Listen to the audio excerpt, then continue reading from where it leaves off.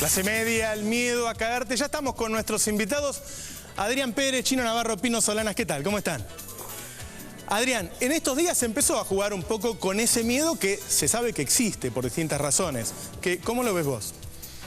Yo creo que no es el miedo que existe, es el miedo que intenta instalar el gobierno. Me parece que la sociedad, en todo caso, si tiene algún miedo, es el miedo a perder el empleo, el miedo a que la inflación crezca, el miedo por la inseguridad, que está muy fuerte, el miedo por el crecimiento del narcotráfico. Yo no veo un miedo en la sociedad a perder algunos derechos que no hay ningún dirigente político que haya planteado concretamente la posibilidad de perderlos. Es decir, hablar de la posibilidad de que se pierda la asignación universal es una creación exclusiva del gobierno. Nadie ha planteado la posibilidad de que la asignación universal deje de ser un derecho. Al contrario, creo que la mayoría de las fuerzas políticas han planteado, nosotros lo hemos planteado así, que tiene que ser por ley, que hay que establecer un esquema de actualización automático, que tiene que dejar de depender la actualización de la voluntad de un ejecutivo, sino que tiene que establecer un esquema de actualización, al igual que hay, por ejemplo, en el esquema previsional. Lo del régimen previsional, nadie plantea salirse del sistema público, ¿no? Me parece que está claro que ha sido un logro tener un sistema previsional público que hoy tiene un nivel de cobertura del 96% de los mayores adultos y que por lo tanto sería un retroceso salirse del sistema. Lo que hay que plantear es cómo lo mejoramos, en todo caso, cómo hacemos para cumplir el fallo Badar o para que los que cobraban por encima del mínimo puedan tener efectivamente una actualización. Pero nadie ha planteado eso. Respecto a lo que vos planteás es, vos decís, hay dos cosas que no comparto, si me decís. La primera, la inflación pega más en la clase media. Eso me parece que en algunos momentos, si vos mirás, la clase más baja, el 100% de su consumo va a alimentos y bebidas. Y ese rubro, alimentos y bebidas, es el rubro que ha sufrido un nivel de inflación tal vez más alto que otros. La asignación universal subió un 40%, por ejemplo, y los salarios subieron un 30, un 31%. Bueno, pero lo que digo es, en general, el sector que más ha sido golpeado por la inflación ha sido el sector más pobre y la clase media. Yo comparto con Pinelli que tal vez el sector más alto es el que menos, pero el sector más bajo, la inflación le pega fuertemente. Y la otra cuestión es, ¿qué es lo que ha jugado más en pos de la sociedad, de las clases más bajas y también de la clase media? ¿Una economía ordenada o el quilombo económico? Porque este es el gran tema. Porque si vos me decís, entre el año 2003 y el 2008, y el 2007 te diría, ¿qué hubo? ¿Gasto por encima de la recaudación o hubo un gasto en función de la recaudación? ¿Qué hubo? ¿Déficit fiscal y emisión monetaria o hubo superávit fiscal y... ¿Qué hubo? ¿Superávit en la balanza comercial o hubo déficit en la balanza? Entonces, lo que estoy diciendo es, me parece que el orden económico y el orden de la economía tiene algún rol en favor de la sociedad y no en contra de la sociedad. Entonces, el que plantea, mire... ¿Y dónde recortás ahora? No, pero lo que te digo es, fundamentalmente tiene que haber inversión. Y lo que está en caída es la inversión. Y si vos seguís generando caos económico, que es lo que genera el gobierno con esta política de los últimos tiempos, no hay inversión. De hecho, la Argentina tiene un nivel de inversión bajísimo. Nosotros tenemos en los últimos años un 18% del PBI de inversión. Es una inversión baja con más caída en los últimos tiempos. ¿Por qué? Porque la economía argentina es poco competitiva, porque hay una inflación alta, porque hay corrupción, porque las instituciones no hay instituciones, porque las reglas del juego se cambian permanentemente. Entonces yo diría, si nosotros logramos eso, modificar eso y que haya más inversión, podés lograr también que haya menor presión tributaria hacia un sector que genera mucho empleo, como son las pymes, que nosotros decimos que hay que poner el ojo, para que haya más empleo. Y eso termina impactando sobre la clase media y también sobre la clase que menos tiene. Creo, el hecho tiene que ser, me parece, generar inversión para que haya más empleo y para, de nuevo, yo no creo que haya que generar esta visión, porque lo que creo es que hay que construir una gran sociedad de clase media, donde también la clase baja tenga la posibilidad de ser clase media. Yo creo, y lo manifesté recién en el editorial, que el miedo no es solo a lo que pueda cambiar la oposición, sino a algunas cosas que empezaron a pasar en los últimos 2 años y que antes no pasaban. Por ejemplo, que algunos ingresos estén por abajo de la inflación, o que empiece a haber suspensiones, o que empiece a haber despidos. Indudablemente es un año complejo, el presente. 2014 podemos decir que empezó con la disparada de precios llevada adelante por los formadores de precios y los grupos económicos en noviembre y diciembre, que lo que luego generó una devaluación, que el gobierno llevó el dólar a 8 pesos cuando querían que se llevara a 13, 14. Eso incidió, eso es indudable. Pero me parece que hay que separar 2 o 3 cosas. más allá de que quien gobierna tiene mayor responsabilidad ante la opinión pública, ante la sociedad, y está bien que así sea, si alguien ha generado miedo y terror en la Argentina en los últimos años son los grupos económicos a través de su principal grupo multimediático, que es Clarín. Que estábamos aislados, que no íbamos al abismo, que era el apocalipsis, que Cristina era inepta, que éramos lo peor del mundo. Cuando uno escucha todos los días la radio, la televisión, lee los diarios, la verdad que acá se viene anunciando apocalipsis, tsunami, terrorismo en términos de, no de terrorismo, sino de terror, para asustar a la sociedad hace muchos años. Ahora es muy simpático, hasta gracioso escuchar a dirigentes de la oposición decir que es el gobierno cuando no asumen que son quienes conducen genuinamente a la oposición, con todo el respeto que me merecen Adrián y Pino, el grupo económico, porque la oposición acompaña... Scioli salió a poner en duda la mantención de esta cobertura Pero son social. cosas distintas, son cosas distintas, porque vos también lo señalabas en tu comentario, que si vamos a bajar las retenciones, si vamos a bajar los impuestos, todo bajar, ¿con qué financiamos? Lo que para nosotros es la inversión, no un gasto. Porque cuando hablas de 11 millones de nuevas personas que ingresaron a la clase media, incluyendo la clase media baja, también se dice que de esos 11 millones, 8 millones tienen que ver con la inversión social que hizo el gobierno. Y en el presupuesto la inversión social es el 60%. Entonces cuando alguien pregunta, como preguntás agudamente, ¿dónde van a ajustar? Nadie contesta nada porque no tienen argumentos. Y para terminar, la comparación con Brasil nos saca de esta tensión permanente y esta disputa que tenemos cuando nos acercamos a lo electoral. Basta con mirar quién apoya a Neves. Podemos discutir si la clase media está más o menos descontenta con el gobierno del PT, como acá en Argentina. Hay argumentos que son entendibles, razonables, otros son discutibles. La bolsa subió y creció cuando se dio la posibilidad de que Neves le puede ganar a Dilma. Entonces, si todos los poderosos, los que ganan mucha plata, están contentos con Neves, me parece que es claro quiénes van a perder en Brasil si realmente Neves gana. Pino, ¿lo ves vos que existan los dos miedos? Un miedo a que esto ya no es lo que era, empieza a haber despido, empieza a haber suspensiones, la inflación le ganó al salario, y un miedo real, después de 11 años, es decir, ¿y el que viene? No, por supuesto, estaba tratando de comprender bien el sentido del debate. Hay temor en la sociedad, hay temor, uno lo siente en la calle y uno lo siente que es un momento de la vida del país donde la sociedad da un poquito un paso al costado, quiere saber a dónde vamos. Entonces, muchachos, acá cada 10 años ha habido una quiebra en la Argentina. La hubo en el 90-91, la hubo en el 2001, y el país está en recesión. El presupuesto que se presenta para el año 2015, además de ser una falta de respeto porque es un dibujo inadmisible, anuncia un ajuste serio.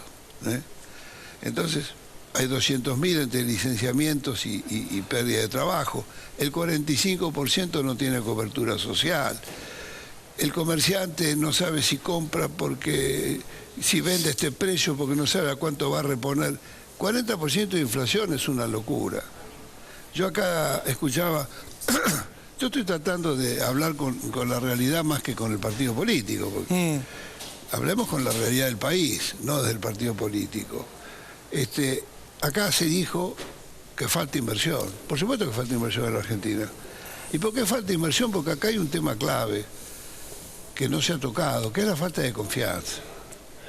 Cuando a mí me mienten y se hace un sistema de la mentira, de la adulteración de las firmas, cuando el tema tan repetido del INDEC es política pública, cuando no hay derecho a la información pública, entonces, ¿qué hace la clase media que en general es temerosa, neoconservadora, etcétera?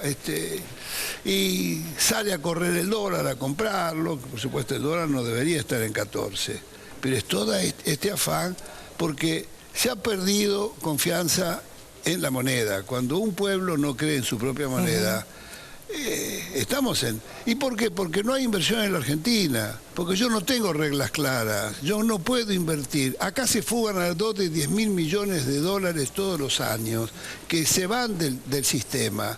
Y acá se fueron 150.000 millones de dólares Entonces entraron 150 o 170.000 por los commodities y los años de bonanza que tuvimos, pero por las ventanas se fueron por otro lado, porque no hay políticas que generen, reconstruyan la confianza del argentino en la estabilidad de la moneda, en la estabilidad de un plan económico. ¿Cuánta improvisación tuvimos en planes económicos? Se sumó Una Guido cosa, Lorenzino. Roberto, 170% aumentó la inversión en los últimos 10 años, un dato. Se sumó Guido Lorenzino, ¿qué tal? Disculpe la demora, Guido, Roberto. no me llegue tarde al programa. Tienes razón. Del ciolismo. El ciolismo salió a meter miedo en estos días. Salió a decir, y guarda que aquel te va a sacar la asignación universal por hijo, aquel te va a privatizar YPF. No, miedo es lo que dicen, no, nosotros decimos la realidad. Nosotros decimos, una persona o un espacio político votó en contra de la recuperación de YPF, ¿por qué le voy a creer que después no la va a devolver a manos privadas? ¿Por qué aquel que estuvo en contra de la moratoria previsional antes y ahora, como el Frente Renovador, por qué va a sostener la política de moratoria e inclusión previsional? La verdad que yo soy de los que creen, como peronista, que uno tiene que mirar lo que hacen los dirigentes, no lo que Me parece dicen. que Porque estás decir, leyendo pará, más las Pérez, votaciones, pará, Pérez, vos Está bien. hablaste de corrupción, ¿por qué no te mirás al costado quienes Está bien, integran? habla tranquilo y Por por eso. ello.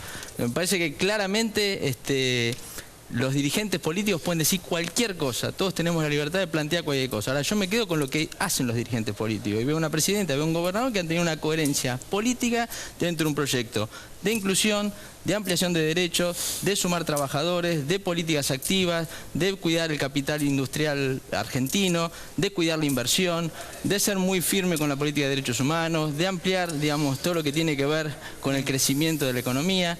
Que puede haber dificultades, las Pero hay. hay gente que tiene miedo hoy sin el cambio, porque hay despidos, porque hay suspensiones, Es porque que lo que hay que inflación que le escuchar, gana lo que hay muchos que mirar, ingresos. Roberto, más que lo que digan, porque ahora en campaña van a prometer cosas que no hicieron. No, pero me refiero al miedo al presente, no al futuro. Hay Sí, gente pero que a está mí me da preocupada mucho, hoy por pero a mí perderse me una da, yo no le creo y me da mucho miedo a una persona que me promete lo que no hizo. ¿Cómo le va a creer a una persona que está a favor del desarrollo de YPF cuando estuvo en contra y cuando aplaudió, digamos, que los capitales privados se apoderen de YPF? ¿Cómo le voy a creer a una persona que fue titular de ANSES que se opone a la moratoria previsional, a la última que votamos todos los espacios políticos? La verdad que yo, insisto, creo que la gente cuando elija, cuando emita su voto, que es soberano, miren lo que hicimos. Critíquennos si estuvimos mal y voten a otro. Ahora, no se queden con las palabras, miren la acción política que ha tenido cada uno en su lugar de gestión, Adrián la coherencia política. Y aparte otra cosa, Roberto, cómo se integran los espacios políticos. Nosotros podemos tener diversidad, podemos tener miradas diferentes en el Frente para la Victoria, pero tenemos objetivos comunes. Los espacios que se crean a la luz de la bronca o de ser opositores sin tener ninguna pertenencia, por ejemplo, él con Raúl Otacé, ¿qué tienen en común? Nada. Y sin embargo, son de una misma fuerza política. La verdad que a mí me da miedo confiar. ¿A quién le creo? ¿A Otacé o a él? Permitime que le darle la palabra a Adrián. Sí, dos cuestiones. Me parece que una cuestión importante es no decir una cosa que no es verdad. El Frente Renovador votó a favor de la moratoria. O sea, se ve que estás mal informado, pero nosotros votamos a favor de la moratoria y por lo tanto jamás pusimos en duda ni la moratoria, ni las últimas incorporaciones de gente al sistema previsional, ni el sistema previsional público. La otra cuestión tiene que ver con la composición de los espacios políticos. Yo en eso creo que nosotros, después de una lógica de una política muy dicotómica, ¿no? Amigo-enemigo, creo que nosotros, el Frente Renovador intenta construir desde la pluralidad. Desde luego que yo, con el caso de Otacé, fue muy particular porque me opuse y me sigo oponiendo y me parece que está mal. Un dirigente político que estuvo muchísimo tiempo con ustedes, mucho tiempo. Sí, sí. Entonces, que lo diga yo está bien, que lo diga vos me parece pero raro. a mí no me genera problema. Lo que sí digo, De hecho, lo han denunciado penalmente. Lo que sí planteo es lo siguiente. Yo creo que nosotros, hay un dato que planteaba Pino que me parece central. La economía tiene que empezar a crecer para resolver algunos de los problemas que hoy tiene. Es decir, la caída del empleo está presente, la recesión es muy fuerte y la inflación es fuerte.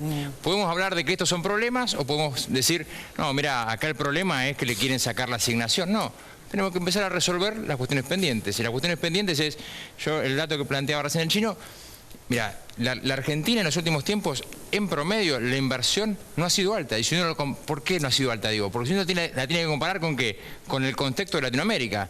Nosotros, en comparación con los otros países, recibimos menos inversión. Y si tomamos inversión extranjera directa, fuimos el 9º país de América Latina en inversión extranjera directa per cápita. Quiere decir, algo está funcionando mal. ¿Qué es lo que está funcionando mal desde mi punto de vista? Y esto se recrudece en los últimos tiempos. no hay confianza, hay mentira en las estadísticas, hay inflación y no se la resuelve y se quiere engañar. La inflación le hace perder mucho a los sectores que menos tienen, son los que más pierden, pero también le hace perder competitividad de la economía. Entonces, yo lo que creo es que tenemos que afrontar esto, recuperar confianza, afrontar en serio el tema de la inflación, yo creo que sí que hay que disminuir la presión tributaria sobre algunos sectores, por ejemplo la PYME, para generar más empleo. Me parece que es alto. Las economías regionales también. Hay que recorrer el país y las economías regionales todas te dicen lo mismo. Tenemos una presión infernal. Entonces, plantear que sobre algunos sectores hay que bajar impuestos a mí no me parece equivocado. Me parece al contrario, que es necesario para que esos sectores se recuperen, se activen y generen más empleo. Porque hoy tenemos un problema que es la pérdida de empleo, que ha aparecido con mucha nitidez en los últimos años. Chino. La clase media es consecuencia del crecimiento de los últimos 10 años. Cuando Argentina ha tenido clase media, eso la distinguió de América Latina, ha sido en el marco de proyectos populares, de procesos populares, con las características de las primeras 2 décadas del siglo XX, cuando apareció el irigoyenismo, el peronismo en la década del 40 y del 50. Luego eso sobrevivió como pudo hasta la década del 90, con todos los altibajos que conocemos. Nos hundimos en los 90, eso se eclosionó en el 2001 y reaparece con un gobierno peronista en un marco de un frente con otras fuerzas políticas y sociales. Por supuesto que hay cuestiones por corregir, que hay cuestiones que no hemos profundizado, no porque no quisimos, porque hay correlación de fuerza, porque hay enemigos muy poderosos. Recordemos la 125, cuando quisimos tocar la retención en la renta agraria, casi la destituyen a Cristina Fernández de Kirchner. No estamos hablando de temas menores. Con lo cual, lo que la clase media tiene que saber, al margen de que critique, el espíritu crítico es necesario, que si hay un gobierno, si hay un proyecto que le va a dar cobertura y que la va a proteger porque la creó, es este. Después discutiremos el tema de los nombres. Pero también señalar que cuando se habla de la situación económica argentina, podemos hablar de los temas locales, que tienen que ver con nuestra estructura económica, que vos la conocés mucho mejor, por qué tenemos inflación, si es porque el gobierno es inepto, y más allá que tengamos cosas que corregir, no decimos, o yo no escucho en la oposición decir la verdadera causa, que hay formadores de precios que se apropian de mayor dinero que hay en el mercado interno, mayor dinero que vuelca al Estado en política de distribución de riqueza. El Estado es el gobierno, este gobierno.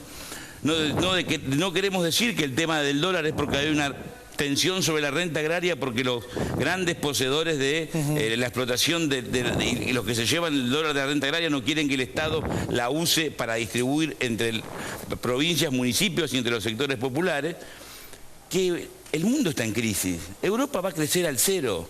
Brasil no puede arrancar. Y si nosotros exportamos el 50% casi a la eurozona y a Brasil, ¿cómo no vamos a sufrir la crisis si ni la eurozona ni Brasil están hoy creciendo? No nos alegra, ojalá esto se revierta, pero esto tenemos que ponerlo sobre la mesa, porque antes nos ponían como ejemplo Brasil, no hablan más de Brasil, ahora nos hablan de Perú y Paraguay. Y no se puede ni comparar la equidad y la igualdad que se ha construido en los últimos 11 años con los queridos países hermanos que son Paraguay y Perú. Pino Solanas, que me gustó recién que dijiste, bueno, no voy a hablar como partidario. Yo te hago una pregunta, y preguntándote por todos los candidatos. Todos los candidatos dicen que mantendrían todo.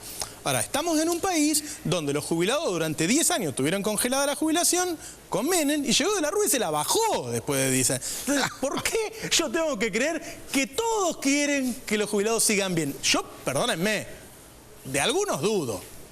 No voy a hacer nombre. No.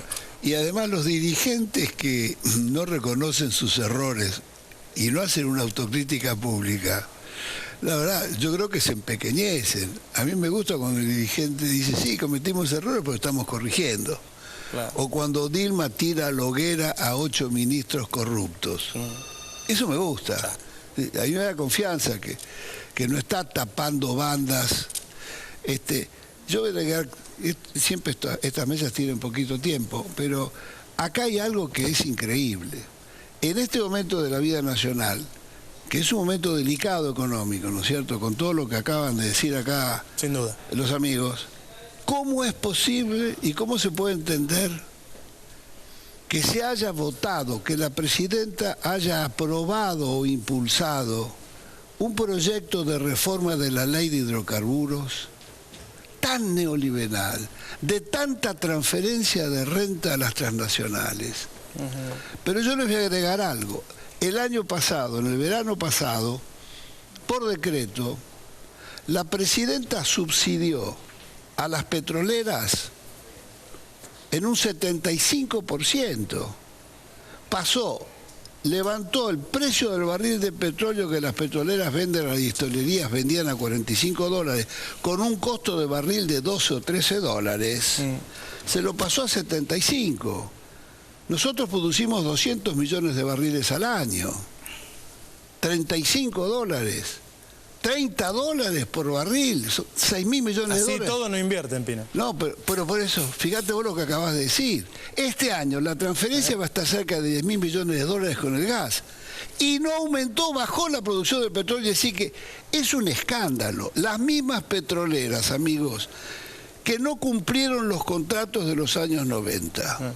Todos hemos estado en contra de la barbaridad de haber quemado YPF. Sí. Pero además no cumplieron los contratos y no hubo ningún gobierno que pusiera en caja, que rescindiera los contratos por incumplimiento o por grave contaminación ambiental. Ahora, esos 10.000 millones de dólares anuales los paga el bolsillo de los contribuyentes argentinos que sacan, el que saca el tractor, el que pone el camión, el que sale en el automóvil, todos los años. Entonces, que no se me venga a decir que no hay capital nacional.